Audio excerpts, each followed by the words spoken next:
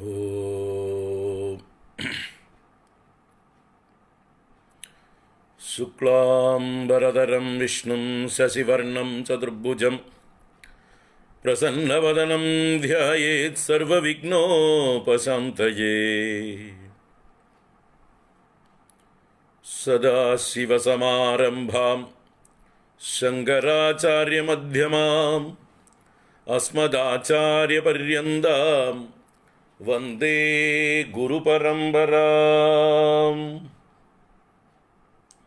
ശിവം ശിവകരം ശാന്തം ശിവാത്മാനം ശിവോത്തമം ശിവമാർഗപ്രണേതാരം പ്രണതോസ്മി സദാശിവം. സർവമംഗളമാംഗല്യേ ശിവേ സർവാർത്ഥസാധികേ ശരണ്യേ ത്രയംബകേ ഗൗരി നാരായണി നമോസ്തുതേ. കൃഷ്ണായ വാസുദേവായ ഹരയേ പരമാത്മനെ പ്രണതക്ലേശനാശായ ഗോവിന്ദായ നമോ നമഃ. ഓം ശ്രീ ഗുരുഭ്യോ നമഃ. ഓം നമഃ ശിവായ. ഓം ശ്രീ മഹാദേവ്യൈ നമഃ.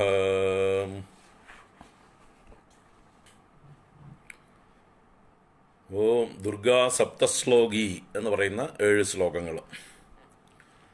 ഓം ജ്ഞാനിനാമപി ചേദാംസി ദേവി ഭഗവതി ഹി സാ ബലാദാകൃഷ്യ മോഹായ മഹാമായ പ്രയച്ഛതി. ദുർഗേ സ്മൃതാ ഹരസി ഭീതിമശേഷജന്തോഃ സ്വസ്ഥൈ സ്മൃതാമതിമതീവ ശുഭം ദദാസി. ദാരിദ്ര്യദുഃഖഭയഹാരിണികാ ത്വദന്യാ സർവോപകാരകരണായ സദാർദ്രചിത്താ. സർവമംഗളമാംഗല്യേ ശിവേ സർവാർത്ഥസാധികേ ശരണ്യേ ത്രയംബകേ ഗൗരി നാരായണി നമോസ്തുതേ. സർവസ്വരൂപേ സർവേശേ ശരണാഗതദീനാർത്തപരിത്രാണപരായണേ സർവസ്യാർത്തിഹരേ ദേവി നാരായണി നമോസ്തുതേ. സർവസ്വരൂപേ സർവേശേ സർവശക്തിസമന്വിതേ ഭയേഭ്യസ്ത്രാഹി നോ ദേവി ദുർഗേ ദേവി നമോസ്തുതേ. സർവബാധാപ്രശമനം ത്രൈലോക്യസ്യാഖിലേശ്വരി ഏവമേവ ത്വയാ കാര്യം അസ്മദ്വൈരിവിനാശനം. രോഗാനശേഷാനപഹംസി തുഷ്ടാ രുഷ്ടാ തു കാമാൻ സകലാനഭീഷ്ടാൻ ത്വാമാശ്രിതാനാം ന വിപന്നരാണാം ത്വാമാശ്രിതാ ഹ്യാശ്രയതാം പ്രയാന്തി. ഇതി ശ്രീ ദുർഗാ സപ്തശ്ലോകീ സമ്പൂർണ.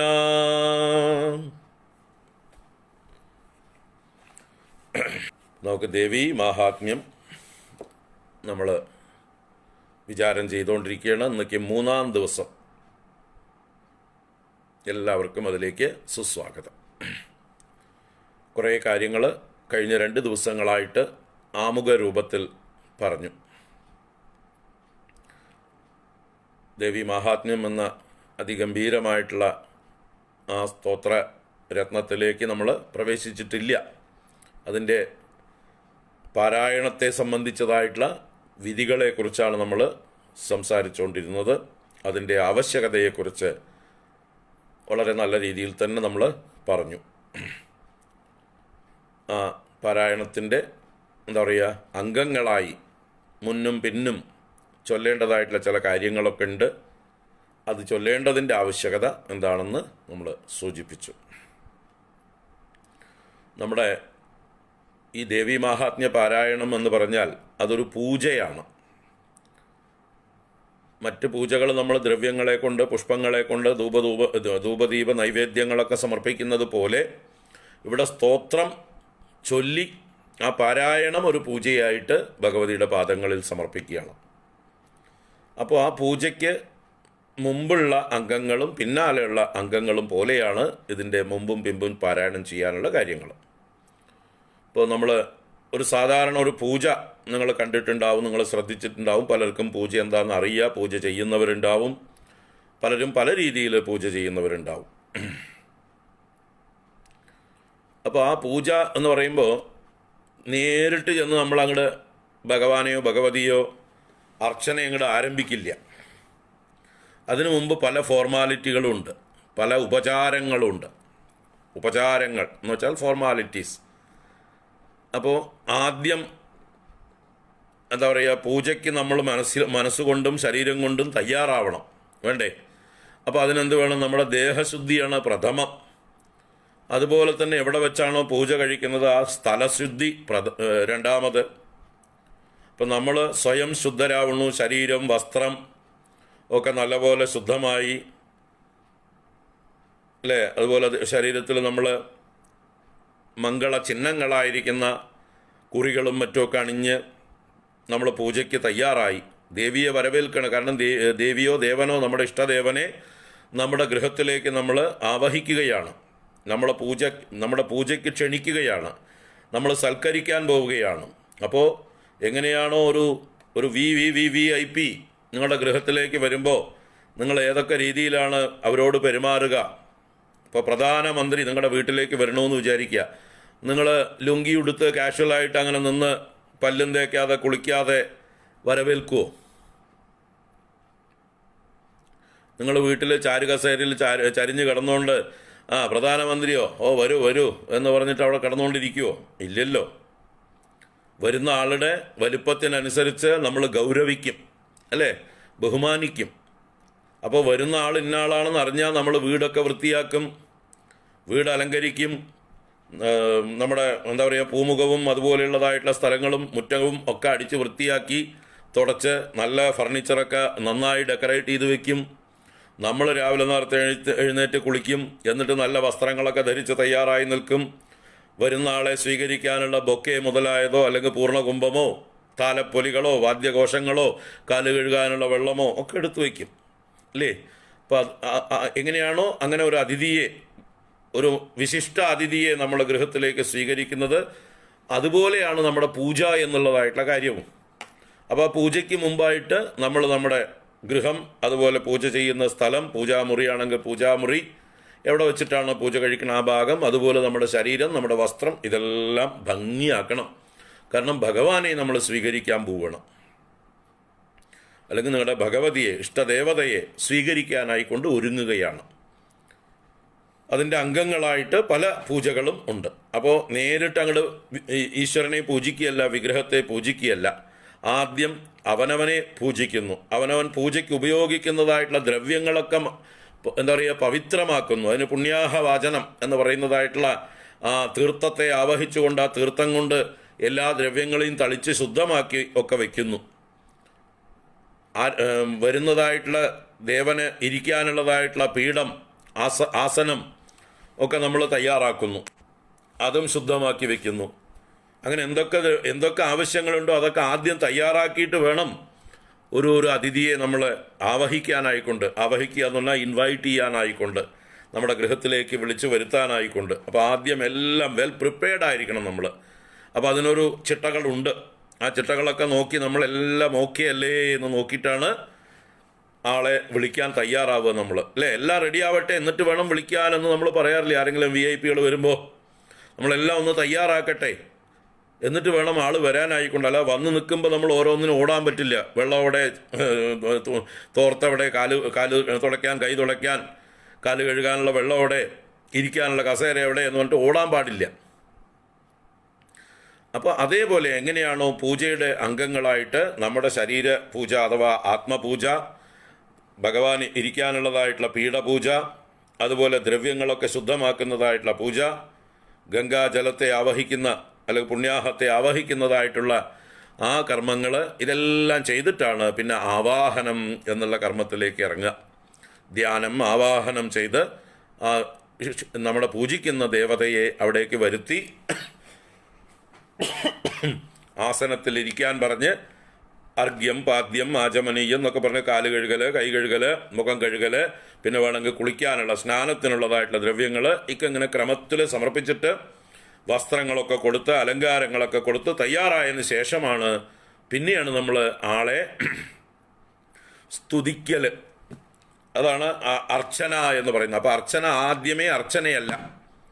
ഈ പറഞ്ഞ എല്ലാ ബേസിക് ആയിട്ടുള്ള കാര്യങ്ങൾ, ഫോർമാലിറ്റീസൊക്കെ ഫുൾഫിൽ ചെയ്തതിന് ശേഷമാണ് അർച്ചന ആരംഭിക്കുക. എന്ന് വെച്ചാൽ ഈ അർച്ചന എന്ന് പറയുമ്പോൾ നമ്മൾ VIP വരുമ്പോൾ കുശലപ്രശ്നം അല്ലെങ്കിൽ നമ്മുടെ കാര്യങ്ങൾ നിവേദനം ചെയ്യുക, നമുക്ക് പറയാനുള്ള കാര്യങ്ങളൊക്കെ അറിയിക്കുക, അതൊക്കെ ചെയ്യുന്നതിൻ്റെ ഈക്വലായിട്ടാണ് ഈശ്വരനെ നമ്മൾ അർച്ചനകളെ കൊണ്ട്, നാമങ്ങളെ കൊണ്ട് പൂജിക്കുന്നത്. അപ്പോൾ എങ്ങനെയാണോ ഈ പ്രിലിമിനറി ആയിട്ടുള്ള കുറേ അറേഞ്ച്മെൻറ്റുകൾ നമ്മൾ ചെയ്യാനുള്ളത്, അതുപോലെ ദേവീ മാഹാത്മ്യം എന്ന 13 അധ്യായം, ദുർഗാ സപ്തശതി എന്ന മന്ത്ര സ്വരൂപമായിരിക്കുന്ന ആ ഗ്രന്ഥം, അത് നേരിട്ട് അങ്ങോട്ട് പൂജിക്കാൻ അതിന് ചില വിധികൾ വച്ചിരിക്കുന്നു. അതങ്ങോട്ട് നേരിട്ട് പൂജിക്കേണ്ട, അതിലേക്ക് നിങ്ങൾ സ്വയം പ്രിപ്പയർഡ് ആവേണ്ടതുണ്ട്. അതിന് മുമ്പേ ചെയ്യേണ്ടതായിട്ട് ചില ഫോർമാലിറ്റീസ് ഉണ്ട് എന്ന് പറഞ്ഞിട്ടാണ് ഈ നവാംഗങ്ങൾ അല്ലെങ്കിൽ ത്രയാംഗപൂർവകമെങ്കിലും നിങ്ങൾ പൂജ ചെയ്യണം അഥവാ പാരായണം ചെയ്യണം എന്ന് പറഞ്ഞ് വിധി വച്ചിരിക്കുന്നത്. അപ്പം അങ്ങനെയൊക്കെ ചെയ്താൽ നല്ലത്. അപൂർണമായിട്ടുള്ള അതിൻ്റെ അംഗങ്ങളോടുകൂടി ചെയ്യുമ്പോഴാണ് അത് ശരിയായ രീതിയിൽ ദേവിയുടെ പരിപൂർണമായിട്ടുള്ള പ്രസാദത്തിന് നമ്മൾ അനുഗ്രഹത്തിന് പാത്രീഭവിക്കുക. അല്ലെങ്കിൽ ചില ആളുകൾ പൂജയൊക്കെ ചെയ്യാറുണ്ട് അല്ലേ, പൂവും വെള്ളവും കൊടുക്കുക. ചില ആളുകളുടെ പൂജ അത്രയേ ഉള്ളൂ, പൂവും വെള്ളവും കൊടുക്കുക, ബാക്കി അംഗങ്ങളൊന്നും അറിയില്ല. അവനവൻ്റെ ദേഹം ശുദ്ധിയുണ്ടോ, ഉടുത്ത വസ്ത്രം ശരിയാണോ, കൊടുക്കുന്ന ദ്രവ്യങ്ങൾ വൃത്തിയുണ്ടോ, ഒന്നും അറിയില്ല. വെറുതെ പൂവും വെള്ളവും കൊടുക്കുക എന്നുള്ള ചില പ്രവൃത്തികളുണ്ട് ചില ആളുകൾക്ക്. അവർക്ക് അറിയുന്ന പോലെ ഏറ്റവും ആ പ്രാകൃതന്മാരായിട്ടുള്ള ആളുകളും ഈശ്വരനെ പൂജിക്കുന്നു, ആ ഏറ്റവും ലളിതമായിട്ട് അവരെ കൊണ്ടാവുന്നത് പോലെ. പക്ഷെ അവരുടെ മനസ്സിൽ ഭക്തി ഉണ്ടാവും. ആ ഭക്തിയോടുകൂടി പൂവും വെള്ളവും കൊടുക്കുന്നു, ഇത്രയേ ഉള്ളൂ. അപ്പോൾ അതുപോലെയാവും നമ്മളിപ്പോൾ അംഗങ്ങളൊന്നും ചൊല്ലാതെ വെറുതെ ഏതെങ്കിലും ഒരു സ്തോത്രം മാത്രം ചൊല്ലുകയാണെങ്കിൽ വെറും ഒരു പൂവും വെള്ളവും കൊടുക്കുന്ന പോലെ. മനസ്സിലാവുണ്ടോ? അപ്പോൾ അതിൻ്റെ പരിപൂർണത ഉറപ്പാക്കാൻ, ചൊല്ലുന്നതിൻ്റെ ആ ഒരു സാഫല്യം നമുക്ക് പൂർണ്ണമായിട്ട് കിട്ടാനാണ് പൂർവീകരായിട്ടുള്ള ഋഷീശ്വരന്മാർ തന്നെ ഇതിന് ചില നിയമങ്ങളൊക്കെ വെച്ചിരിക്കുന്നത്. ആ നിയമങ്ങളെ നമ്മൾ ബഹുമാനിക്കുക, ആവും പോലെയൊക്കെ പാലിക്കുക. ആവും പോലെയൊക്കെ, അവനവൻ ആവും പോലെയൊക്കെ, അറിയും പോലെയൊക്കെ, യഥാശക്തി യഥാബുദ്ധി സാധിക്കും പോലെ നടത്തുക എന്നർത്ഥം. അപ്പോൾ ആ ക്രമത്തിൽ നമുക്ക് ദേവീ മാഹാത്മ്യം എന്ന 13 അധ്യായങ്ങൾ പാരായണം ചെയ്യുന്നതിന് മുമ്പായിട്ട് നമ്മൾ എങ്ങനെയാണ് അതിൻ്റെ ക്രമത്തിൽ പോകുന്നത് എന്നൊന്ന് നോക്കാം. അപ്പം ഇന്നലെ ഞാൻ അതിലെ ഒരു പ്രധാന ശ്ലോകം, ഒരു സ്തോത്രം ചൊല്ലി, കവചസ്തോത്രം എന്ന് പറഞ്ഞതായിട്ടുള്ള സ്തോത്രം. ആ കവചം ഏറ്റവും പ്രധാനമായിട്ടുള്ളതാണ്. അതാണ് ഇതിന് മുമ്പുള്ള പൂർവാംഗങ്ങളിൽ ഏറ്റവും വലിയ അംഗവും. അത് കഴിഞ്ഞ് അർഗളാ സ്തോത്രം, കീലക സ്തോത്രം, ഈ 2 സ്തോത്രങ്ങൾ ഈ കവചസ്തോത്രം ചൊല്ലിയതിന് ശേഷം ചൊല്ലണം. അപ്പോൾ ഈ 3 അംഗങ്ങളെയാണ് ത്രയാംഗങ്ങൾ എന്ന് പറയുന്നത്. അതിന് മുമ്പായിട്ട് കുറച്ചുകൂടി കാര്യങ്ങൾ വേണമെങ്കിൽ നമുക്ക് മനോഹരമാക്കാം, മേമ്പൊടിക്ക് ഡെക്കറേറ്റ് ചെയ്യാൻ എന്നൊക്കെ പറയില്ലേ, ഉപചാരങ്ങൾ ഒന്നുകൂടെ ഭംഗിയാക്കാം. വെറുതെ ത്രയാംഗങ്ങൾ ചൊല്ലി നേരിട്ട് ദേവീ മാഹാത്മ്യം ചൊല്ലുന്നവരും ഉണ്ട്. കവചം, അർഗള, കീലകം ചൊല്ലി നേരെ ദേവീ മാഹാത്മ്യത്തിലേക്ക് പ്രവേശിക്കുന്നവർ. സാധാരണ ഒരു ഗുരുവിൽ നിന്ന് ഉപദേശമൊന്നും കിട്ടാതെ വെറുതെ പുസ്തകം നോക്കി വായിക്കുന്ന ആളുകൾക്ക് ഈ മന്ത്രങ്ങളൊക്കെ എന്താണ്, കടിച്ചാൽ പൊട്ടാത്ത സാധനങ്ങളൊന്നും മനസ്സിലായിട്ടില്ല. അതുകൊണ്ട് അവരതൊന്നും ചൊല്ലാൻ മെനക്കെടില്ല. അപ്പോൾ ത്രയാംഗപൂർവകം എന്ന് കേട്ടിട്ടുണ്ട്, ആരൊക്കെ പറഞ്ഞിട്ടുണ്ട്. അപ്പോൾ കവചം, അർഗള, കീലകം എന്നുള്ള 3 സ്തോത്രങ്ങൾ ചൊല്ലി പിന്നെ പ്രഥമ അധ്യായം ദേവീ മാഹാത്മ്യത്തിലെ മധുകൈടഭവധം എന്നുള്ളതായിട്ടുള്ള പ്രഥമ അധ്യായത്തിലേക്ക് നേരിട്ട് അങ്ങോട്ട് പോകാം. വിരോധമില്ല, ഒരു വിരോധമില്ല. പക്ഷെ ആ ഉപചാരങ്ങളുടെ എണ്ണം കുറഞ്ഞു, പൂജയുടെ ഗൗരവം കുറഞ്ഞു എന്ന് മാത്രം മനസ്സിലാക്കുക. അപ്പം നമുക്ക് നന്നായിട്ട് ചെയ്തൂടെ? അതിൻ്റെ അംഗങ്ങളോടുകൂടി ചെയ്തൂടെ, ഭംഗിയായി ചെയ്തൂടെ? അപ്പോഴല്ലേ നമുക്ക് ചെയ്തു എന്നുള്ള തൃപ്തി ഉണ്ടാവുക. ഭഗവതി പ്രസാദിക്കുക, നന്നായി പ്രസാദിക്കും. നമ്മൾ നല്ല ശ്രദ്ധയോടുകൂടി വിധിപ്രകാരമൊക്കെ ചെയ്തു കഴിയുമ്പോൾ വളരെ നന്നായിട്ട് പ്രസാദിക്കും ദേവി എന്നർത്ഥം. അപ്പോൾ അതിൻ്റെ ഒരു സിസ്റ്റം, അതാണ് നമ്മൾ ഈ പുസ്തകം അടിച്ചിറക്കിയിട്ടുള്ളത്. ആ ഒരു സിസ്റ്റമാറ്റിക് ആയിട്ടാണ്, ഏത് ക്രമത്തിലാണ് ഏതൊക്കെ മന്ത്രങ്ങൾ ചൊല്ലിയിട്ട് ഈ ത്രയാംഗം ചൊല്ലി, പിന്നീട് എന്തൊക്കെ ചൊല്ലി, നവാക്ഷരി മന്ത്രം ചൊല്ലി, എന്നിട്ട് വേണം ദേവീ മാഹാത്മ്യത്തിലേക്ക് പ്രവേശിക്കാൻ എന്ന് പൂർവീകമായിട്ടുള്ള തന്ത്രശാസ്ത്രങ്ങളിൽ പറഞ്ഞിരിക്കണം. നിങ്ങൾക്ക് തരുന്നതായിട്ട് ഈ പുസ്തകത്തിൽ അതിൻ്റെ അവസാന ഭാഗത്ത് ഈ പാരായണ വിധിയെക്കുറിച്ച് നമ്മൾ കുറച്ച് കാര്യങ്ങൾ രേഖപ്പെടുത്തിയിട്ടുണ്ട്. ഈ പുസ്തകം വാങ്ങിക്കുന്നവർക്കൊക്കെ അറിയാൻ പറ്റും. ഇവിടെ പാരായണത്തെക്കുറിച്ചിട്ടുള്ളതായിട്ടുള്ള ആ ഒരു വിധിയെക്കുറിച്ച് പറഞ്ഞിട്ടുണ്ട്, ദേവീ മാഹാത്മ്യ പാരായണ വിധി. അപ്പോൾ അത് വാരാഹി തന്ത്രം എന്നുള്ളതായിട്ടുള്ളൊരു തന്ത്രത്തിലാണ് പ്രധാനമായിട്ട് ഈ ദേവീ മാഹാത്മ്യ പാരായണത്തെക്കുറിച്ച് പറഞ്ഞിരിക്കുന്നത്. ഒന്ന് ഓടിച്ച് പറയാതെ എന്താന്ന്. നവാംഗം വാ ത്രയാംഗം വാ ജപിത്വാ ച നവാക്ഷരീം തതോ ജപ്ത്വാ രാത്രി സൂക്തം ദുർഗാ സപ്തശതീം പഠേത്. ദുർഗാ സപ്തശതിയെ പഠിക്കുന്നതിന് മുമ്പ് നവാംഗം വാ ത്രയാംഗം വാ. നവാംഗം 9 അംഗങ്ങൾ ഞാൻ എണ്ണി പറഞ്ഞു. ന്യാസം, ആവാഹനം, നാമാനി, അർഗളം, കീലകം, ഹൃദയം, ദളം, ധ്യാനം, കവചം. ഈ ക്രമത്തിൽ 9 അംഗങ്ങളോ അല്ലെങ്കിൽ ത്രയാംഗം വാ. ത്രയാംഗം എന്ന് പറയുമ്പോൾ കവചം, അർഗളം, കീലകം, ഇങ്ങനെയുള്ള 3 അംഗങ്ങളോ ജപിച്ചിട്ട് പാരായണം ചെയ്തിട്ട് നവാക്ഷരീം ജപിച്ച് തതോ ജപ്ത്വാ, അനന്തരം നവാക്ഷരി മന്ത്രത്തെയും ജപിച്ചിട്ട്, ദേവിയുടെ 9 അക്ഷരങ്ങളുള്ള മന്ത്രം അത് പറഞ്ഞു തരാം, എങ്ങനെയാണ് ചൊല്ലുന്നതെന്ന് കാണിച്ചു തരാം. അതും ചൊല്ലിയിട്ട് രാത്രി സൂക്തം എന്ന് പറയുന്ന സൂക്തം, ഇവിടെ താന്ത്രികം രാത്രി സൂക്തം എന്നൊരു സൂക്തമുണ്ട്, വൈദികം രാത്രി സൂക്തം എന്നൊരു സൂക്തമുണ്ട്. അതിൽ വൈദികം നമുക്ക് വേണ്ട, സാധാരണക്കാർക്ക് ചൊല്ലാൻ പറ്റുന്നത് താന്ത്രികം രാത്രി സൂക്തമാണ്. അതേതാണ്? ഇതിൽ തന്നെയുള്ള ദേവീ മാഹാത്മ്യത്തിൽ തന്നെയുള്ള 1-ാം അധ്യായത്തിൽ ബ്രഹ്മദേവൻ മഹാകാളിയെ സ്തുതിച്ച രാത്രി സ്വരൂപിണിയായി സ്തുതിച്ചത് കൊണ്ടാണ്, കാളരാത്രിയായി സ്തുതിച്ചത് കൊണ്ടാണ് അതിന് രാത്രി സൂക്തം എന്ന പേര്. കാളരാത്രിയാണ് മഹാകാളി. പ്രളയകാലത്ത് ലോകത്തെ മുഴുവൻ ആവരണം ചെയ്തിരിക്കുന്ന ശക്തി, ആ ആവരണ ശക്തിയാണ് ഇവിടുത്തെ കാളരാത്രി എന്ന് പറയുന്ന മഹാകാളി. അപ്പോൾ ആ മഹാകാളിയെ കാളരാത്രിയായി, ആവരണസ്വരൂപിണിയായി, എല്ലാവരെയും നിദ്രയിൽ ആഴ്ത്തിയിരിക്കുന്ന ആ ഒരു അജ്ഞാനമാകുന്ന നിദ്രയിലേക്ക് എല്ലാവരെയും ആഴ്ത്തിയിരിക്കുന്ന ആ ശക്തി തന്നെയാണ് മഹാകാളി, കാളരാത്രി. അപ്പോൾ ആ ദേവിയെ സ്തുതിക്കുന്ന സൂക്തം രാത്രി സൂക്തം. അത് വളരെ സിമ്പിളാണ്, ബ്രഹ്മാവ് ജപിച്ച സൂക്തം. ആ രാത്രി സൂക്തവും ജപിച്ച് പിന്നെ ദുർഗാ സപ്തശതിയും പഠേത്, അതിനുശേഷം ദുർഗാ സപ്തശതിയെ പഠിക്കേണ്ടതാണ്. എന്നിട്ട് പറഞ്ഞു പ്രാന്തേതു പഠനീയം വൈ ദേവീ സൂക്തം ഇതി ക്രമഃ. പ്രാന്തേ എന്ന് പറഞ്ഞാൽ അവസാനം. ഈ 13 അധ്യായങ്ങളും പാരായണം ചെയ്ത് കഴിയുമ്പോൾ അവസാനത്തിൽ ദേവീ സൂക്തം പഠനീയം. ദേവീ സൂക്തം എന്ന് പറഞ്ഞാൽ അതാണ്, അതും ഇതുപോലെ താന്ത്രികവും വൈദികവുമായിട്ടുള്ള ദേവീ സൂക്തങ്ങളുണ്ട്. നമുക്ക് വൈദിക വേണ്ട. വൈദിക ദേവീ സൂക്തം ചൊല്ലണമെങ്കിൽ വേദമന്ത്രങ്ങൾ എങ്ങനെ ചൊല്ലണം അത് പഠിക്കണം ആദ്യം, അതിൻ്റെ സ്വരങ്ങളൊക്കെ പഠിക്കണം. അപ്പോൾ അത് എല്ലാവർക്കും പറ്റില്ല, അതിന് കമ്മിറ്റ്മെൻറ്റ് വേണം, വേദം ചൊല്ലാൻ അറിയണം. അപ്പോൾ താന്ത്രികം ദേവീ സൂക്തമുണ്ട്, അതും ഈ ദേവീ മാഹാത്മ്യത്തിൽ തന്നെയുള്ള 5-ാം അധ്യായത്തിലുള്ളതാണ്. 5-ാം അധ്യായത്തിൽ ദേവന്മാർ സ്തുതിച്ച അപരാജിതാ സ്തുതി എന്ന് പറയുന്ന സ്തുതി തന്നെയാണ് ദേവീ സൂക്തം. നമോ ദേവ്യൈ മഹാദേവ്യൈ ശിവായൈ സതതം നമഃ എന്നാരംഭിക്കുന്ന ആ സൂക്തം. ആ സൂക്തവും ജപിച്ച് പിന്നീട് രഹസ്യത്രയം വേണമെങ്കിൽ ജപിക്കാം. അങ്ങനെ രഹസ്യത്രയങ്ങളും ജപിച്ച് ആ ക്ഷമാപ്രാർത്ഥനയോടുകൂടി സമർപ്പിക്കുക എന്നതാണ് വ്യവസ്ഥ. അപ്പോൾ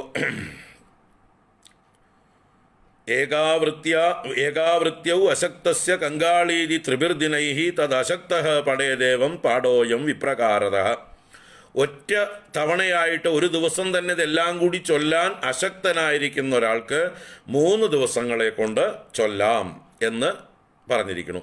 അതല്ലെങ്കിൽ അങ്ങനെയല്ലെങ്കിൽ 7 ദിവസം കൊണ്ടും ചൊല്ലാം എന്നുള്ളതായിട്ടുള്ള ക്രമം വിധിച്ചിരിക്കുന്നു. അപ്പം അങ്ങനെ ഒന്നുകിൽ ഒറ്റ ദിവസമായിട്ട്, അല്ലെങ്കിൽ 3 ദിവസമായിട്ട്, അല്ലെങ്കിൽ 7 ദിവസമായിട്ട് ചൊല്ലാനുള്ളതായിട്ടുള്ള വിധികളെല്ലാം പറഞ്ഞു വെച്ചിരിക്കണം. അപ്പോൾ ഇതൊക്കെ നമ്മളൊന്ന് സാമാന്യം മനസ്സിലാക്കുക. ചൊല്ലി ചൊല്ലി ചൊല്ലി പരിചയിക്കും. ഇതിപ്പോൾ എന്താ പറയുക, ഡ്രൈവിംഗ് പഠിക്കുന്നതിന് മുമ്പുള്ള അതിനെ സംബന്ധിച്ചതായിട്ടുള്ള ക്ലാസ്സുകളാണ്. അപ്പോൾ ഒന്നും മനസ്സിലാവില്ല. വണ്ടി ഓടിച്ച് നോക്കുമ്പോഴേ അതൊക്കെ അറിയാൻ പറ്റുള്ളൂ, അല്ലേ? നീന്തൽ പഠിക്കാൻ ഇറങ്ങുന്നതിന് മുമ്പായിട്ട് കരയിൽ നിന്നുകൊണ്ട് ചില ഡയറക്ഷൻസ് കൊടുക്കുകയാണ്.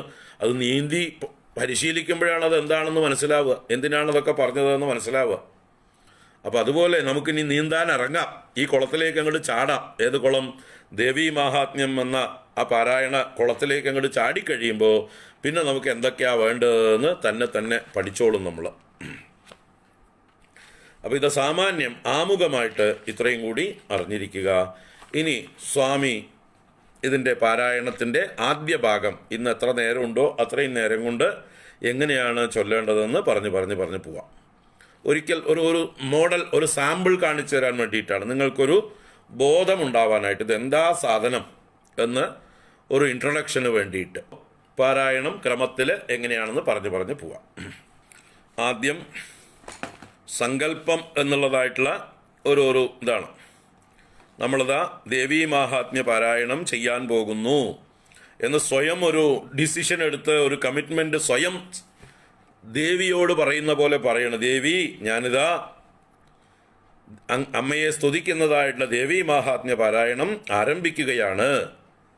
അതിന് അമ്മ എന്നെ അനുഗ്രഹിക്കണം. എനിക്ക് യാതൊരു വിഘ്നങ്ങളും അതിൻ്റെ ഇടയിൽ വരാൻ പാടില്ല. ഇതിനു വേണ്ടി കമ്മിറ്റഡായിട്ട് ഞാനിവിടെ ബദ്ധ കടിയായിട്ട് ഇരിക്കുമ്പോൾ അരയും തലയും മുറുക്കി കെട്ടി എൻ്റെ കൈകൾ ഇതിലേക്ക് സമർപ്പിച്ചുകൊണ്ട് ബദ്ധ കങ്കണനായി ഞാൻ ഈ പരിപാടിയിലേക്ക് ഇരിക്കുമ്പോൾ വേറൊരു തരത്തിലുള്ളതായിട്ടുള്ള വിഘ്നങ്ങളും വന്ന് എൻ്റെ ശാരീരിക അവശതകളോ എന്തെങ്കിലും, അല്ലെ, ഒരു തലവേദന വന്നാൽ മതി, നമ്മൾക്ക് മതിയായി എന്ന് തോന്നുന്നു, എഴുന്നേറ്റ് പോകും. അല്ലെങ്കിൽ വേറെ ഏതെങ്കിലും ശാരീരികമായിട്ടുള്ള അവശതകളുണ്ടായാൽ, അല്ലെങ്കിൽ ഇടയ്ക്ക് മൂത്രമൊഴിക്കാൻ തോന്നുക, അല്ലെങ്കിൽ മലമൂത്ര വിസർജനത്തിന് തോന്നുക, ഇങ്ങനെയൊക്കെ വന്നാൽ ഇതിൻ്റെ ഇടയിൽ എഴുന്നേറ്റ് പോകണം. അപ്പോൾ ആ ഉപദ്രവങ്ങളൊക്കെ ഇല്ലാതിരിക്കണം. ഇപ്പോൾ മൊത്തത്തിൽ അത് ക്രമത്തിൽ ചൊല്ലുകയാണെങ്കിൽ ഒരു 3 മണിക്കൂർ, ആ 3 മണിക്കൂർ നമുക്ക് അനങ്ങാതിരിക്കാൻ ഉള്ളൊരു കഴിവ് വേണം. എന്നാൽ ഉത്തമം. അതില്ലാത്തവർക്കാണ് ബ്രേക്ക് ഇട്ടിട്ട് ചെയ്യാനായിട്ട് 3 ദിവസമായിട്ടോ 7 ദിവസമായിട്ടോ ഉള്ള വിധിയൊക്കെ പറഞ്ഞിരിക്കുന്നത്. അപ്പോൾ 2 ചരിതങ്ങൾ വായിച്ചു കഴിയുമ്പോൾ ഒരു ബ്രേക്ക്, 3-ാമത്തെ ചരിതം, വലിയ ചരിതം അവസാനം ഒന്നിച്ച്, അങ്ങനെയൊക്കെ ചില ക്രമങ്ങൾ വെച്ചു. അപ്പോൾ നിങ്ങളും മനസ്സിരുത്തിയാൽ ഇരിക്കാൻ പറ്റും എന്ന് പറയുക. ഒരേ ഇരിപ്പ്. ഇനിയിപ്പോൾ താഴത്തിരിക്കാൻ പറ്റാത്തവർ കസേരയിലിരിക്കുക, കസേരയിലിരുന്നുകൊണ്ട് ചെയ്യാവുന്നതാണ്. അപ്പോൾ ആദ്യത്തെ ഈ സങ്കല്പത്തോടുകൂടെ ആരംഭിക്കാം.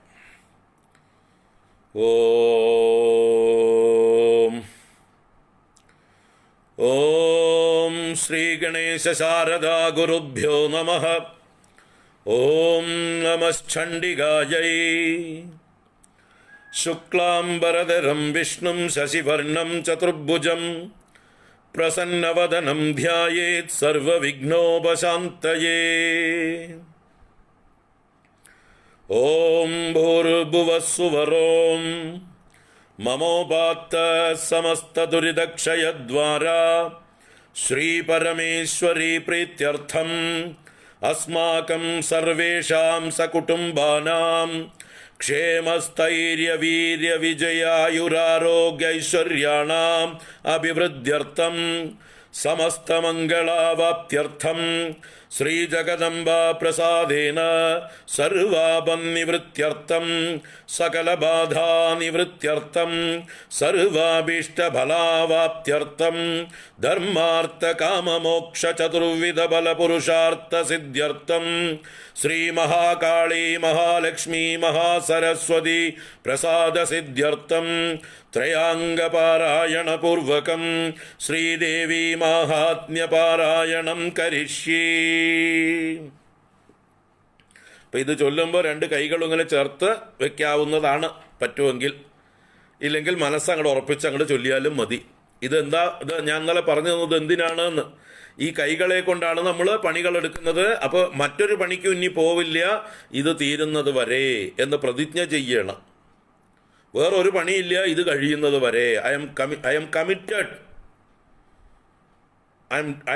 ഐ ഡെഡിക്കേറ്റ് മൈസെൽഫ് ഈ ഒരു പർപ്പസിനായിക്കൊണ്ട് എന്ന് സൂചിപ്പിക്കാൻ വേണ്ടിയിട്ടാണ് കയ്യിൽ വെള്ളം, അക്ഷതം, പൂവ് ഇത് മൂന്നും വേണമെങ്കിൽ എടുക്കാവുന്നതാണ്. അല്ലെങ്കിൽ വെറുതെ വെള്ളം തൊടാം, അല്ലെങ്കിൽ വെറുതെ ഒരു തുളസിപ്പൂ കയ്യിൽ വെക്കാം.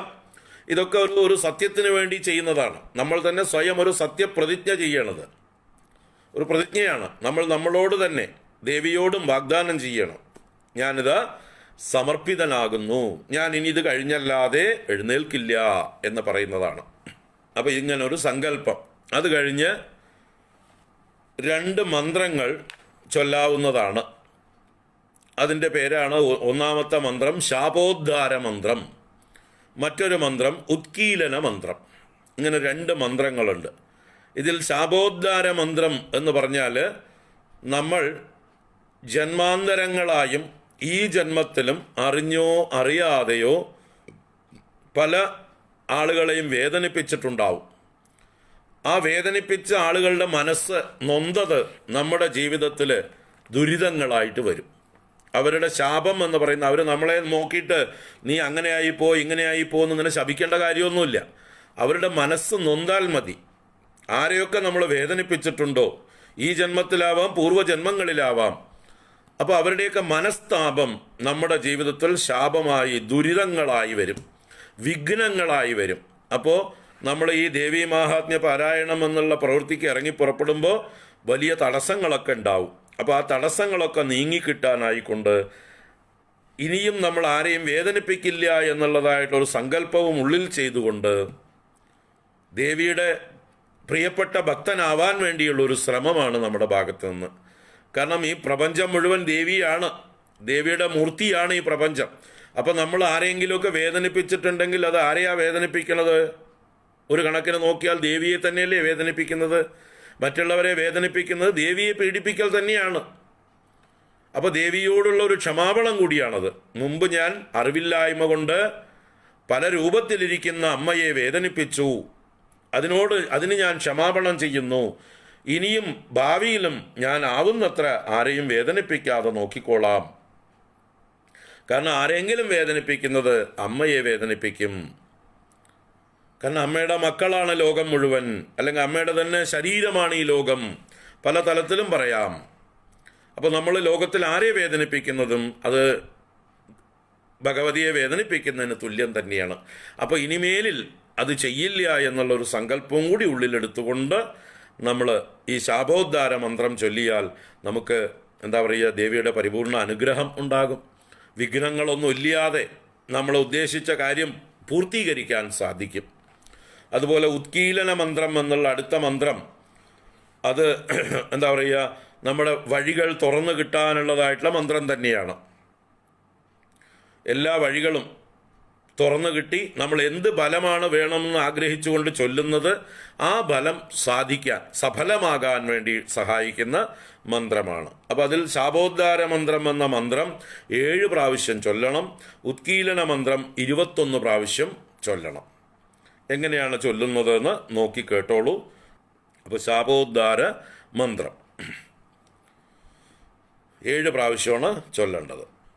ഓം ഹ്രീം ക്ലീം ശ്രീം ക്രാം ക്രീം ചണ്ഡികാദേവ്യൈ ശാപനാശാനുഗ്രഹം കുരു കുരു സ്വാഹ. ഓം ഹ്രീം ക്ലീം ശ്രീം ക്രാം ക്രീം ചണ്ഡികാദേവ്യൈ ശാപനാശാനുഗ്രഹം കുരു കുരു സ്വാഹ. ഓം ഹ്രീം ക്ലീം ശ്രീം ക്രാം ക്രീം ചണ്ഡികാദേവ്യൈ ശാപനാശാനുഗ്രഹം കുരു കുരു സ്വാഹ. ഓം ഹ്രീം ക്ലീം ശ്രീം ക്രാം ക്രീം ചണ്ഡികാദേവ്യൈ ശാപനാശാനുഗ്രഹം കുരു കുരു സ്വാഹ. ഓം ഹ്രീം ക്ലീം ശ്രീം ക്രാം ക്രീം ചണ്ഡികാ ദേവ്യൈ ശാപനാശാനുഗ്രഹം കുരു കുരു സ്വാഹ. ഓം ഹ്രീം ക്ലീം ശ്രീം ക്രാം ക്രീം ചണ്ഡികാ ദേവ്യൈ ശാപനാശാനുഗ്രഹം കുരു കുരു സ്വാഹ. ഓം ഹ്രീം ക്ലീം ശ്രീം ക്രാം ക്രീം ചണ്ഡികാ ദേവ്യൈ ശാപനാശാനുഗ്രഹം കുരു കുരു സ്വാഹ. 7 പ്രാവശ്യം. വളരെ സിമ്പിളാണ്. കൃത്യമായിട്ട് തെറ്റില്ലാതെ നോക്കി വായിക്കുക ആദ്യം പുസ്തകം. അത് കഴിഞ്ഞ് കുറച്ച് പരിശീലിച്ച് കഴിയുമ്പോൾ കാണാപ്പാടാവും. അക്ഷരങ്ങൾ തെറ്റില്ലാതെ ചൊല്ലുക. 7 പ്രാവശ്യമേ ചൊല്ലേണ്ടതുള്ളൂ. അധിക സമയമൊന്നും ആവശ്യമില്ല. അതുകൊണ്ട് വലിയ പ്രയോജനമാണുള്ളത്. വലിയ പ്രയോജനമാണ്. ദേവി പ്രസാദിച്ചാൽ സർവ്വചരാചരങ്ങളും പ്രസാദിക്കും.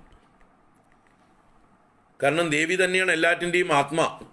അപ്പോൾ സർവ്വചരാചരങ്ങളും നമ്മളോട് പ്രസാദിച്ച് എല്ലാം നമുക്ക് അനുകൂലമായി മാറുന്ന ഒരവസ്ഥ വരും. നമുക്ക് എവിടെ പോയാലും സ്വീകാര്യതയുണ്ടാവും.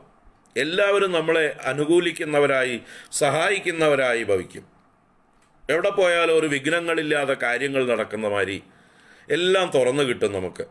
അപ്പോൾ അങ്ങനെയുള്ള ജീവിത വിജയത്തിന് സഹായിക്കുന്ന ഒരു മന്ത്രമാണിത്, ഈ ശാപോദ്ധാര മന്ത്രം. അപ്പോൾ അത് കൃത്യമായിട്ട് ഇപ്പോൾ നമ്മൾ ചൊല്ലിയതുപോലെ ചൊല്ലുക. ഒരു ഗുരുവിനെ മനസ്സിൽ സ്മരിച്ചുകൊണ്ട്, നിങ്ങളുടെ ഇഷ്ടമുള്ള ഗുരുവിനെ ഇന്നലെ പറഞ്ഞതുപോലെ മനസ്സിൽ സങ്കല്പിച്ചുകൊണ്ട്, ആ ഗുരു ഉപദേശിച്ചതായിട്ട് സങ്കല്പിച്ച്, അല്ലെങ്കിൽ ജഗദംബികയായ ദേവി തന്നെ ഉപദേശിച്ചതായിട്ട് സങ്കല്പിച്ച് അത് ചൊല്ലിക്കോളൂ. അടുത്ത മന്ത്രം ഉത്കീലന മന്ത്രം. ഞാൻ പറഞ്ഞു, നമ്മൾ ഉദ്ദേശിച്ചതായിട്ടുള്ള ഫലം ലഭിക്കാനായിക്കൊണ്ട്, എല്ലാ തടസ്സങ്ങളും നീങ്ങി വഴി തുറന്നു കിട്ടാനായിക്കൊണ്ട് ഉള്ളതായിട്ടുള്ള മന്ത്രമാണ് ഉത്കീലന മന്ത്രം. പോസിറ്റീവായിട്ടുള്ള എഫക്റ്റാണ് ഉത്കീലന മന്ത്രത്തിന്. ശാപോദ്ധാര മന്ത്രം നെഗറ്റീവായിട്ടുള്ള ശക്തികളെയൊക്കെ അകറ്റാനുള്ളതാണ്. മനസ്സിലാവുണ്ടോ? ശാപോദ്ധാര മന്ത്രം നെഗറ്റീവായിട്ടുള്ള ശക്തികളെ അകറ്റാനുള്ളതും ഉത്കീലന മന്ത്രം പോസിറ്റീവായിട്ടുള്ള ഇമ്പാക്റ്റ് ഉണ്ടാക്കുന്നതിനും. നെഗറ്റീവ് മാറിയാലേ പോസിറ്റീവ് ഫലിക്കുള്ളൂ, അല്ലേ? ആദ്യം നമ്മുടെ ചുറ്റുപാടുള്ളതായിട്ടുള്ള മാലിന്യങ്ങളും എല്ലാ ദുരിതങ്ങളും അകലണം, എന്നാലേ പോസിറ്റീവ് കൊണ്ട് കാര്യമുള്ളൂ, അല്ലേ? നമ്മൾ കൃഷി ഇറക്കുന്നതായിട്ടുള്ള സമയത്ത് ആദ്യം ഭൂമി ഒരുക്കണ്ടേ? കളകളൊക്കെ പറിച്ചു കളഞ്ഞ് ചെടികളൊക്കെ കളഞ്ഞ് അതിനെ ഉഴുതുമറിച്ച് പാകപ്പെടുത്തിയിട്ട് പിന്നെ വിത്ത് വിതച്ചാൽ അത് ബലിക്കും. അപ്പം അതുപോലെ ഈ കളകൾ പറിച്ചു കളയുന്ന ഫലമാണ് ശാപോദ്ധാര മന്ത്രം കൊണ്ടെങ്കിൽ, വിത്ത് വിതയ്ക്കുന്നതിൻ്റെ ഫലമാണ് ഉത്കീലന മന്ത്രം കൊണ്ട്. രണ്ടും രണ്ട് പർപ്പസാണ് എന്ന് മനസ്സിലാക്കുക. അപ്പോൾ ഉദാഹരണം പറയുമ്പോൾ കാര്യങ്ങൾ വ്യക്തമാവും. അപ്പോൾ ഉത്കീലന മന്ത്രം 21 പ്രാവശ്യം എന്താ നോക്കാം. ഓം ശ്രീം ക്ലീം ഹ്രീം സപ്തശതി ചണ്ഡികേ ഉത്കീലനം കുരു കുരു സ്വാഹ. ഓം ശ്രീം ക്ലീം ഹ്രീം സപ്തശതി ചണ്ഡികേ ഉത്കീലനം കുരു കുരു സ്വാഹ. ഓം ശ്രീം ക്ലീം ഹ്രീം സപ്തശതി ചണ്ഡികേ ഉത്കീലനം കുരു കുരു സ്വാഹ. ഓം ശ്രീം ക്ലീം ഹ്രീം സപ്തശതി ചണ്ഡികേ ഉത്കീലനം കുരു കുരു സ്വാഹ. ഓം ശ്രീം ക്ലീം ഹ്രീം സപ്തശതി ചണ്ഡികേ ഉത്കീലനം കുരു കുരു സ്വാഹ. ഓം ശ്രീം ക്ലീം ഹ്രീം സപ്തശതി ചണ്ഡികേ ഉത്കീലനം കുരു കുരു സ്വാഹ. ഓം ശ്രീം ക്ലീം ഹ്രീം സപ്തശതി ചണ്ഡികേ ഉത്കീലനം കുരു കുരു സ്വാഹ. ഓം ശ്രീം ക്ലീം ഹ്രീം സപ്തശതി ചണ്ഡികേ ഉത്കീലനം കുരു കുരു സ്വാഹ. ഓം ശ്രീം ക്ലീം ഹ്രീം സപ്തശതി ചണ്ഡികേ ഉത്കീലനം കുരു കുരു സ്വാഹ. ഓം ശ്രീം ക്ലീം ഹ്രീം സപ്തശതി ചണ്ഡികേ ഉത്കീലനം കുരു കുരു സ്വാഹ. ഓം ശ്രീം ക്ലീം ഹ്രീം സപ്തശതി ചണ്ഡികേ ഉത്കീലനം കുരു കുരു സ്വാഹ. ഓം ശ്രീം ക്ലീം ഹ്രീം സപ്തശതി ചണ്ഡികേ ഉത്കീലനം കുരു കുരു സ്വാഹ. ഓം ശ്രീം ക്ലീം ഹ്രീം സപ്തശതി ചണ്ഡികേ ഉത്കീലനം കുരു കുരു സ്വാഹ. ഓം ശ്രീം ക്ലീം ഹ്രീം സപ്തശതി ചണ്ഡികേ ഉത്കീലനം കുരു കുരു സ്വാഹ. ഓം ശ്രീം ക്ലീം ഹ്രീം സപ്തശതി ചണ്ഡികേ ഉത്കീലനം കുരു കുരു സ്വാഹ. ഓം ശ്രീം ക്ലീം ഹ്രീം സപ്തശതി ചണ്ഡികേ ഉത്കീലനം കുരു കുരു സ്വാഹ. ഓം ശ്രീം ക്ലീം ഹ്രീം സപ്തശതി ചണ്ഡികേ ഉത്കീലനം കുരു കുരു സ്വാഹ. ഓം ശ്രീം ക്ലീം ഹ്രീം സപ്തശതി ചണ്ഡികേ ഉത്കീലനം കുരു കുരു സ്വാഹ. ഓം ശ്രീം ക്ലീം ഹ്രീം സപ്തശതി ചണ്ഡികേ ഉത്കീലനം കുരു കുരു സ്വാഹ. ഓം ശ്രീം ക്ലീം ഹ്രീം സപ്തശതി ചണ്ഡികേ ഉത്കീലനം കുരു കുരു സ്വാഹ.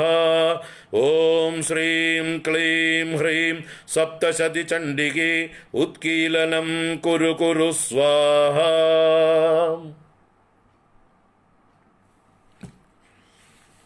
21 പ്രാവശ്യം. എങ്ങനെ അറിയുമെന്ന് ചിലർ ചോദിച്ചു. കൈവിരൽ മടക്കുക. ആദ്യം മടക്കുക. 1 2 3 4 5 6 7 8 9 10. കോൺസെൻട്രേഷൻ പോവൊന്നുമില്ല. ഒപ്പം ഓരോ പ്രാവശ്യവും സ്വാഹ എന്ന് പറഞ്ഞു കഴിയുമ്പോൾ കൈവിരൽ മടക്കുക. അങ്ങനെ ഓരോ സ്വാഹ കഴിയുമ്പോഴും കൈവിരൽ മടക്കുക. അതൊക്കെ യൂസ്ഡ് ആവും. അപ്പോൾ 10 കഴിഞ്ഞാലോ? 10 കഴിഞ്ഞാൽ 1 ഇടത്തെ കയ്യിൽ 1 എണ്ണുക. കാരണം 21 അപ്പോൾ ഇവിടെ ഒരു കൈ നിവർത്തി പിടിക്കുക, ഒരു വിരൽ. എന്നിട്ട് പിന്നെ അടുത്ത 11 12 13 14 15 16 17 18 19 20 21. അപ്പോൾ ഇത് 2 ആയി, 20ഉം. അപ്പോൾ 21 വളരെ സിമ്പിളാണ്. അപ്പോൾ ഒരു വിരൽ എണ്ണാൻ വേണ്ടിയിട്ടും ഒരു വിരൽ അതിൻ്റെ 10ൻ്റെ അംശങ്ങൾ പിടിക്കാൻ വേണ്ടിയിട്ടും. ഇപ്പോൾ 108 ചൊല്ലണമെങ്കിൽ ഇതൊന്ന് പിടിച്ചാൽ മതി, 10 ഇത് 20, ഇത് 30, ഇത് 40, ഇത് 50, ഇത് 60, ഇത് 70, ഇത് 80, ഇത് 90, ഇത് 100. ഇങ്ങനെ പിടിച്ചാൽ 108 എണ്ണാം. കല്ലെടുത്ത് വെക്കാനൊക്കെ മെനക്കെടാണ്. അത് വേറെ ബാഹ്യമായിട്ടൊരു വസ്തുവാണ്. അതിലേക്കൊക്കെ സമയം പോവും. കല്ലെടുത്ത് വെക്കാനൊക്കെ നിന്നാൽ ബാഹ്യ വസ്തുക്കളാണ്, അതിലേക്ക് കോൺസെൻട്രേഷൻ തെറ്റിപ്പോകും. അതിനേക്കാൾ സിമ്പിളാണിത് പഠിക്കുക. ഇതിങ്ങനെ എണ്ണി പഠിക്കുക. കുട്ടിക്കാലത്ത് നാമം ചൊല്ലി പഠിക്കണം. കുട്ടിക്കാലത്ത് നമ്മുടെ മുത്തശ്ശിമാർ നമ്മളെ പഠിപ്പിച്ചു ഇങ്ങനെ ചൊല്ലാനായിക്കൊണ്ട്. അതുകൊണ്ട് നമുക്കിപ്പോൾ സിമ്പിളാണ്. അപ്പോൾ എത്ര വേണമെങ്കിൽ ഇങ്ങനെ ചൊല്ലിക്കൊണ്ട് പോവാം എന്നർത്ഥം. അതെ, 108 പ്രാവശ്യം ചൊല്ലുന്നതിന് 1 2 3 4 5 6 7 8 9 10. അപ്പോൾ ഇവിടെ ഒരു വിരൽ മടക്കുക, 10. അടുത്തത് 11 12 13 14 15 16 17 18 19 20. ഇവിടെ രണ്ടാമത്തത് മടക്കുക. 21 22 23 24 25 26 27 28 29 30. ഇവിടെ മൂന്നാമത്തത് മടക്കുക. 40 ആയാൽ നാലാമത്തെ മടക്കുക. 50 ആയാൽ അഞ്ചാമത്തെ മടക്കുക. 60 ആവുമ്പോൾ തുറക്കുക. 70 ആവുമ്പോൾ രണ്ടാമത്തത് തുറക്കുക. 80 ആവുമ്പോൾ മൂന്നാമത്തത് തുറക്കുക. നാലാമത്തത് തുറക്കുക. അഞ്ചാമത്തത് തുറക്കുക. 100. സിമ്പിൾ. നമ്മുടെ ശരീരാവയവം കൊണ്ട് തന്നെ നമുക്ക് കൗണ്ട് ചെയ്യാം. വേറെയും പല കൗണ്ടിങ് കൊണ്ട്, അതൊക്കെ ഇതിനേക്കാൾ ടഫായിട്ടുള്ളതാണ്. വെറുതെ കൺഫ്യൂഷൻ ആക്കേണ്ട. ഇത് മതി. ഇനി മാലയൊക്കെ ഉള്ളവരൊക്കെ ഉണ്ട്, മാല കൊണ്ട് എണ്ണുന്നവരുണ്ട്. അതൊക്കെ പരിശീലിച്ചവർക്ക് അതൊക്കെ ആവാം, എങ്ങനെ വേണമെങ്കിലും ആവാം. കയ്യിലൊരു മാല വെച്ചിട്ടുണ്ടെങ്കിൽ അതിന് 21 മാല വേണ്ടി വരും. പിന്നെ മാലകൾ 108ൻ്റെയോ 54ൻ്റെയോ ഒക്കെ ആയിരിക്കും. അപ്പോൾ ഈ 21 7 അങ്ങനെ പിടിക്കാൻ പറ്റില്ല. 108 മാല പിടിക്കാൻ പറ്റും. 54 മണിയുള്ളതോ 108 മണിയുള്ളതോ ആയിരിക്കും മാലകൾ. രുദ്രാക്ഷ മാലയാവട്ടെ, അതുപോലെയുള്ള ജപമാലകളൊക്കെ ആകുമ്പോൾ അത് 54 108 എണ്ണാനേ പറ്റുള്ളൂ. 21 എണ്ണാൻ മാല കൊണ്ട് പറ്റില്ല. മനസ്സിലാക്കുക. അപ്പോൾ ഇങ്ങനെ ഈ മന്ത്രങ്ങൾ കൗണ്ട് ചെയ്യാം. ഇപ്പോൾ സങ്കല്പം 2 മന്ത്രങ്ങൾ പഠിച്ചു. അടുത്തതാണ് കവച സ്തോത്രം ചൊല്ലേണ്ടത്. ഇത് ഈ 2 മന്ത്രം കഴിഞ്ഞാൽ കവചമാണ്. ഇപ്പം നമ്മൾ ഇന്നലെ കവചം ചൊല്ലി ഞാൻ, അതുകൊണ്ട് ഇന്ന് അതിനെ സമയം എടുക്കണില്ല. കാരണം 13-14 മിനിറ്റ് അതിനെടുക്കും. അപ്പോൾ സമയം കഴിഞ്ഞു പോകും. അപ്പോൾ ഇന്നലെ കവചം ചൊല്ലിയതുകൊണ്ട് നിങ്ങൾക്ക് വേണ്ടി ഇത് ക്ലാസ് എടുക്കുന്നത് കൊണ്ട് കവചത്തെ എന്ന് ഞാൻ ഒഴിവാക്കുകയാണ്. വാസ്തവത്തിൽ ഈ 3 ഇത് കഴിഞ്ഞാൽ ആദ്യത്തെ സങ്കല്പം, ശാപോദ്ധാര മന്ത്രം, ഉത്കീലന മന്ത്രം കഴിഞ്ഞാൽ അടുത്തത് കവചം. അത് ക്രമത്തിൽ കവചമാണ്.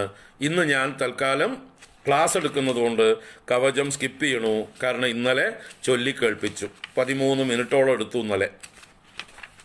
അപ്പോൾ അത് തൽക്കാലം നമുക്ക് സ്കിപ്പ് ചെയ്യാം. ഇപ്പോൾ സ്വാമിയാണെങ്കിലും ഉപാസനയ്ക്കായിട്ട് ചൊല്ലുമ്പോൾ ക്രമത്തിൽ കവചം ചൊല്ലിയിട്ടേ കീലകത്തിലേക്ക് വരുള്ളൂ. അപ്പോൾ കവചം കഴിഞ്ഞാൽ പിന്നെ അടുത്തതാണ്, അടുത്ത പദ്ധതിയുടെ പേരാണ് കീലക സ്തോത്രം. ആ കീലക സ്തോത്രം ഒരു സ്തോത്രമാണ്. അതെങ്ങനെയാണ് പാരായണം ചെയ്യേണ്ടതെന്ന് നോക്കുക. ത്രയാംഗങ്ങളിൽ 2ാമത്തെ അംഗമാണ് കവചം കഴിഞ്ഞാൽ കീലകം. അത് കഴിഞ്ഞാൽ അർഗളാസ്തോത്രം. അർഗള കഴിഞ്ഞിട്ടാണ് കീലകം. ഞാൻ പേജ് മറിച്ചത് മാറിപ്പോയി. അർഗളാസ്തോത്രം കഴിഞ്ഞിട്ടാണ് കീലക സ്തോത്രം. അപ്പോൾ കവചം കഴിഞ്ഞാൽ അർഗളാസ്തോത്രം. അർഗള എന്ന് പറഞ്ഞാൽ സാക്ഷ, ബോൾട്ട് എന്നൊക്കെയാണ് അർത്ഥം. അപ്പോൾ ബോൾട്ടുകൾ തുറക്കാൻ വേണ്ടിയിട്ട്, സാക്ഷകൾ തുറക്കാൻ വേണ്ടി, വാതിലുകൾ തുറക്കാൻ വേണ്ടി ഉള്ളതായിട്ടുള്ള മന്ത്രമാണ് അർഗളാസ്തോത്രം. അത് കഴിഞ്ഞ് കീലകം എന്ന് പറഞ്ഞാൽ ഉറപ്പിക്കാൻ വേണ്ടിയിട്ടുള്ളത്. കീലം എന്ന് പറഞ്ഞാൽ ആക്സിൽ ബോൾട്ട് എന്നൊക്കെ അർത്ഥമാണ്. അപ്പോൾ ഒരു കാര്യത്തെ ഉറപ്പിക്കാൻ. അതുപോലെ കീലം എന്നുള്ളതിന് പൂട്ട് എന്നും അർത്ഥമുണ്ട്.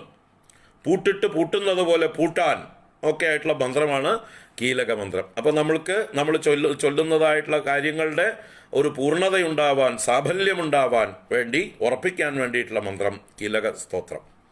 അപ്പോൾ ഇങ്ങനെ അർഗളാസ്തോത്രം, കീലക സ്തോത്രം, ഇതിനെക്കുറിച്ച് നമുക്ക് പിന്നീട് അർത്ഥം പറയുമ്പോൾ കൂടുതൽ പറഞ്ഞു തരാം. ഇതിപ്പോൾ ചൊല്ലുന്നു, ആ ചൊല്ലി കേൾപ്പിക്കാം. അർഗളാസ്തോത്രം. ഓം നമശ്ചണ്ഡികാജൈ അധ അർഗളാസ്തോത്രം. അസ്യ ശ്രീ അർഗളാസ്തോത്ര മഹാമന്ത്രസ്യ സ്വർണ്ണാകർഷണ ഭൈരവർഷിഃ അനുഷ്ടുപ് ഛന്ദഃ ശ്രീ മഹാലക്ഷ്മീ ചണ്ഡികാ ദേവതാ. അം ബീജം ഗം ശക്തിഃ ലം കീലകം. ശ്രീ മഹാലക്ഷ്മീ ചണ്ഡികാ പ്രസാദ സിദ്ധ്യർത്ഥേ ജപേ വിനിയോഗഃ. ധ്യാനം പ്രകാശമധ്യസ്ഥിതചിത്സ്വരൂപാം വരാഭയേ സന്തതീം ത്രിനേത്രാം സിന്ദൂരവർണ്ണാഞ്ജിതകോമളാംഗീം മായാമയീം തത്വമയീം നമാമി. ഇനി സ്തോത്രം ആരംഭിക്കുകയായി. അർഗളാസ്തോത്രം. ജയത്വം ദേവി ചാമുണ്ടേ ജയ ഭൂതാപഹാരിണി ജയ സർവഗതേ ദേവി കാളരാത്രി നമോസ്തുതേ. യാ ത്വം പ്രീതിവിധൗഖ്യാദ സർവദാ സർവകീർത്തിതാ തസ്യാ ഭേദാ ഹ്യനന്ദാശ്ച തന്മാഹാത്മ്യം ശിവോദയം. യാ ദേവി സ്തൂയത്തെ നിത്യം വിബുധൈർവേദപാരകൈഃ സാ മേ വസതു ജിഹ്വാഗ്രേ ബ്രഹ്മരൂപാ സരസ്വതി. ജയന്തി മംഗളാ കാളി ഭദ്രകാളി കപാലിനി ദുർഗാ ക്ഷമാ ശിവാ ധാത്രി സ്വാഹാ സ്വദാ നമോസ്തുതേ. മധുകൈടഭ വിദ്രാവി വിദാതൃവരദേ നമഃ. രൂപം ദേഹി ജയം ദേഹി യശോ ദേഹി ദ്വിഷോ ജഹി. महिषासुर निर्नाश विदात्रिवरदे नमः. रूपं देहि जयं देहि यशो देहि द्विषो जहि. वन्दिताङ्घ्रियुगे देवी सर्वसौभाग्यदायिनी. रूपं देहि जयं देहि यशो देहि द्विषो जहि. धूम्रलोचन दर्पग्नि विदातृवरदे नमः. रूपं देहि जयं देहि यशो देहि द्विषो जहि. रक्तबीजवधे देवी चण्डमुण्ड विनाशिनी. रूपं देहि जयं देहि यशो देहि द्विषो जहि. അചിന്യരൂപചരിതേ സർവശത്രുവിനാശിനി രൂപം ദേഹി ജയം ദേഹി യശോ ദേഹി ദ്വിഷോ ജഹി നതേഭ്യഃ സർവദാ ഭക്ത്യാ ചണ്ഡികേ ദുരിതാപഹേ രൂപം ദേഹി ജയം ദേഹി യശോ ദേഹി ദ്വിഷോ ജഹി സ്തുവദ്ഭ്യോ ഭക്തിപൂർവം ത്വാം ചണ്ഡികേ വ്യാധിനാശിനി രൂപം ദേഹി ജയം ദേഹി യശോ ദേഹി ദ്വിഷോ ജഹി ചണ്ഡികേ സതതം യേ ത്വാം അർച്ചയന്തേഹ ഭക്തിദഃ രൂപം ദേഹി ജയം ദേഹി യശോ ദേഹി ദ്വിഷോ ജഹി ദേഹി സൗഭാഗ്യമാരോഗ്യം ദേഹി മേ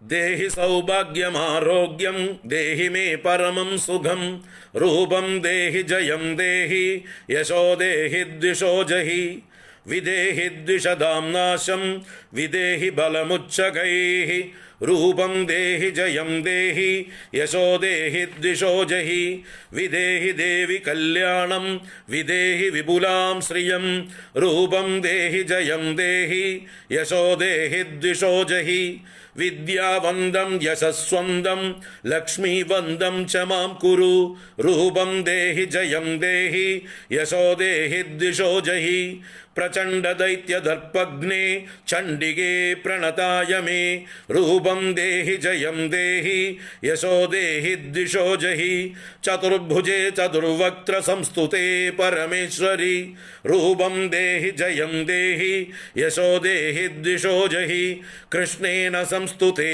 ദേവി ശശ്വദ്ഭക്ത്യാ ത്വമംബികേ രൂപം ദേഹി ജയം ദേഹി യശോ ദേഹി ദ്വിഷോ ജഹി ഹിമാചലസുതാ നാദ പൂജിതേ പരമേശ്വരി രൂപം ദേഹി ജയം ദേഹി യശോ ദേഹി ദ്വിഷോ ജഹി സുരാസുരശിരോ രത്ന നികൃഷ്ട ചരണംബികേ രൂപം ദേഹി ജയം ദേഹി യശോ ദേഹി ദ്വിഷോ ജഹി ഇന്ദ്രാണീപതി സദ്ഭാവ പൂജിതേ പരമേശ്വരി രൂപം ദേഹി ജയം ദേഹി യശോ ദേഹി ദ്വിഷോ ജഹി ദേവി പ്രചണ്ഡ ദോർദണ്ഡ ദൈത്യദർപ്പ വിനാശിനി രൂപം ദേഹി ജയം ദേഹി യശോ ദേഹി ദ്വിഷോ ജഹി ദേവി ഭക്തജനോദ്ദാമ ദത്താനന്ദോദയംബികേ രൂപം ദേഹി ജയം ദേഹി യശോ ദേഹി ദ്വിഷോ ജഹി പത്നീം മനോരമാം ദേഹി മനോവൃത്താനുസാരിണീം താരിണീം ദുർഗ സംസാര സാഗരസ്യ കുലോദ്ഭവാം പുത്രാൻ ദേഹി ധനം ദേഹി സർവകാമാംശ്ച ദേഹി മേ രൂപം ദേഹി ജയം ദേഹി യശോ ദേഹി ദ്വിഷോ ജഹി ഇദം സ്തോത്രം പഠിത്വാ തു മഹാസ്തോത്രം പഠേന്നരഃ സതു സപ്തശതി സംഖ്യാ വരമാപ്നോതി സമ്പദഃ ഓം ഇതി അർഗളാസ്തോത്രം. അപ്പോൾ അനുഷ്ടുപ്പ് വൃത്തത്തിലെ 28 ശ്ലോകങ്ങളേ ഉള്ളൂ. അതിന് കൃത്യമായിട്ട് നമ്മൾ നിർത്തി അതിൻ്റെ ശരിയായ ഉച്ചാരണ രീതിയിൽ ചൊല്ലണം. വളരെ വേഗത്തിൽ പോകേണ്ട കാര്യമില്ല, അത് ഇഴഞ്ഞു പോകേണ്ട കാര്യവും ഇല്ല. സംഗീതാത്മകമായി ചൊല്ലാനുള്ളതല്ല, മന്ത്രസ്വരൂപമാണ്. അതുപോലെ വളരെ എക്സ്പ്രസ് സർവീസിലും പോകേണ്ട കാര്യമില്ല. ആ മധ്യമമായിട്ടുള്ള വേഗത്തിൽ അതിൻ്റെ ശരിയായ മാത്രകൾ കണക്കെടുത്തുകൊണ്ട് ഉച്ചരിക്കുക. ദീർഘവുമാവണ്ട, വളരെ ഫാസ്റ്റും ആവണ്ട.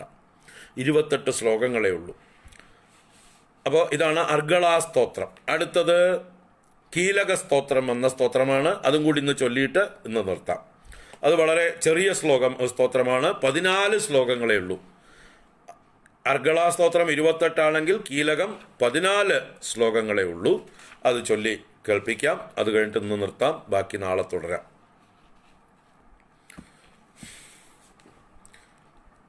ഓം നമശ്ചണ്ഡികായൈ അധ കീലകസ്തോത്രം.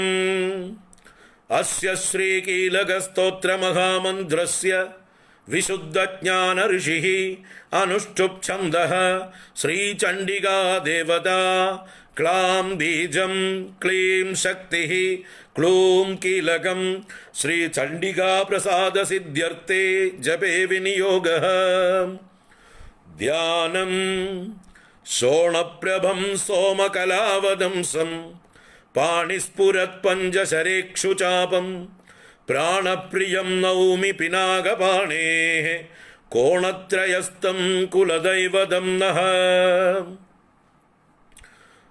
ഋഷിരുവാച വിശുദ്ധജ്ഞാനദേഹായ ത്രിവേദീ ദിവ്യചക്ഷുഷേ ശ്രേയഃ പ്രാപ്തിനിമിത്തായ നമഃ സോമാർദ്ദധാരിണി. സർവമേതദ് വിജാനീയാത് മന്ത്രാണാമപി കീലകം സോഭിക്ഷേമമവാപ്നോതി സതതം ജപതൽപരഃ. സിദ്ധ്യന്ത്യുച്ചാടനാദീനി വസ്തൂനി സകലാന്യപി ഏതേനസ്തു വദാം ദേവി സ്തോത്രമാത്രേണ സിദ്ധ്യതി. ന മന്ത്രോ നൗഷധം തത്ര ന കിഞ്ചിദഭിവിദ്യതേ വിനാ ജാപ്യേന സിദ്ധ്യേത സർവമുച്ചാടനാദികം. സമഗ്രാണ്യപി സിദ്ധ്യന്തി ലോകശങ്കാമിമാം ഹരഃ. കൃത്വാ നിമന്ത്രയാമാസ സർവമേവമിദം ശുഭം. സ്തോത്രം വൈ ചണ്ഡികാജാസ്തു തച്ച ഗുഹ്യം ചകാരസഃ. സമാപ്തിർന ച പുണ്യസ്യ താം യദാവന്നിയന്ത്രണാം. സോഭിക്ഷേമമവാപ്നോതി സർവമേവ ന സംശയഃ. കൃഷ്ണായാം വാ ചതുർദശ്യാം അഷ്ടമ്യാം വാ സമാഹിതഃ. ദദാതി പ്രതിഗൃഹാതി നാന്യദൈഷാ പ്രസീദതി. ഇത്തം രൂപേണ കീലേന മഹാദേവേന കീലിതം. യോ നിഷ്കീലാം വിധായൈനാം നിത്യം ജപതി സംസ്ഫുടം. സസിദ്ധഃ സഗണഃ സോപി ഗന്ധർവോ ജായതേ വനേ. ന ചൈവാപ്യടധസ്തസ്യ ഭയം ക്വാപീഹ ജായതേ. നാപമൃത്യുവശം യാതി മൃതോ മോക്ഷമവാപ്നുയാത്. ജ്ഞാത്വാ പ്രാരഭ്യ കുർവീത ഹ്യകുർവാണോ വിനശ്യതി. തതോ ജ്ഞാത്വൈവ സമ്പന്നം ഇദം പ്രാരഭ്യതേ ബുധൈഃ. സൗഭാഗ്യാദി ച യത്കിഞ്ചിത് ദൃശ്യത്തെ ലലനാജനേ. തൽസർവം തത്പ്രസാദേന തേന ജാപ്യമിദം ശുഭം. ശനൈസ്തു ജപ്യമാനേസ്മിന്ന സ്തോത്രേ സമ്പത്തിരുച്ചകൈഃ. ഭവത്യേവ സമഗ്രാഭി തതഃ പ്രാരഭ്യമേവ തത്. ഐശ്വര്യം യത് സൗഭാഗ്യാരോഗ്യസമ്പദഃ. ശത്രുഹാനിഃ പരോ മോക്ഷഃ. സ്തൂയതേ സാ ന കിം ജനൈഃ. ഓം ഇതി കീലകസ്തോത്രം. ഇത്രയേ ഉള്ളൂ കീലകസ്തോത്രം. 14 ശ്ലോകങ്ങൾ കീലകസ്തോത്രം, 28 ശ്ലോകങ്ങൾ അർഗളാസ്തോത്രം, 56 ശ്ലോകങ്ങൾ കവചസ്തോത്രം. അപ്പോൾ കവചത്തിൻ്റെ പകുതിയേ ഉള്ളൂ അർഗള, അർഗളയുടെ പകുതിയേ ഉള്ളൂ കീലകം. അങ്ങനെ ക്രമത്തിൽ വരുന്നു 56, 28, 14 എന്ന്. അപ്പം ഇങ്ങനെ മൂന്ന് സ്തോത്രങ്ങൾ, പൂർവ്വ അംഗങ്ങൾ, ത്രയാംഗങ്ങൾ, 3 അംഗങ്ങൾ. ഇത് 3 ചൊല്ലിയിട്ട് ഇനി ചില 2-3 കാര്യങ്ങളും കൂടി ചൊല്ലാനുണ്ട്. അതാണ് താന്ത്രികം, രാത്രി സൂക്തവും നവാക്ഷരി മഹാമന്ത്രവും. ഇത് രണ്ടും കഴിഞ്ഞിട്ടാണ് ദേവി മഹാത്മ്യത്തിലേക്ക് പ്രവേശിക്കുക. അതിനെക്കുറിച്ച് നാളെ തുടർന്ന് പറയാം. അപ്പോൾ നാളെ കാണാം എല്ലാവരെയും. ഇന്ന് ക്ഷമാപ്രാർത്ഥന ചൊല്ലി സമർപ്പിക്കാം.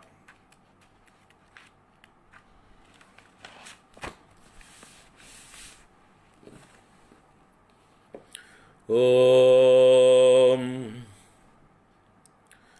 അപരാധസഹസ്രാണി ക്രിയന്തേ ഹർനിശം മയാ ദാസോയമിതി മാം മത്വാ ക്ഷമസ്വ പരമേശ്വരി. ആവാഹനം ന ജാനാമി വിസർജനം പൂജാം ചൈവ ന ജാനാമി ക്ഷമ്യതാം പരമേശ്വരി. മന്ത്രഹീനം ക്രിയാഹീനം ഭക്തിഹീനം സുരേശ്വരി. യത് പൂജിതം മയാ ദേവി പരിപൂർണം തദസ്തു മേ. അപരാധശതം കൃത്വാ ജഗദംബേതി ചോച്ചരേത് യാം ഗതിം സമവാപ്നോതി ന താം ബ്രഹ്മാദയഃസുരാഃ. സാപരാധോസ്മി ശരണം പ്രാപ്തസ്ത്വാം ജഗദംബികേ. ഇദാനീമനുകമ്പ്യോഹം യഥേച്ഛസി തഥാ കുരു. അജ്ഞാനാദ് വിസ്മൃതേർഭ്രാന്ത്യാ യന്യൂനമധികം കൃതം തൽസർവം ക്ഷമ്യതാം ദേവി പ്രസീദ പരമേശ്വരി. കാമേശ്വരീ ജഗന്മാതഃ സച്ചിദാനന്ദവിഗ്രഹേ ഗൃഹാണാർച്ചാമി മാം പ്രീത്യാ പ്രസീദ പരമേശ്വരി. ഗുഹ്യാദിഗുഹ്യഗോപ്ത്രീത്വം ഗൃഹാണാസ്മത്കൃതം ജപം സിദ്ധിർഭവതു മേ ദേവി ത്വൽപ്രസാദാത് സുരേശ്വരി. ഓം ശ്രീ ദുർഗാർപ്പണമസ്തു. ഓം നമശ്ചണ്ഡികായൈ. ഓം ശ്രീ ജഗദംബാർപ്പണമസ്തു.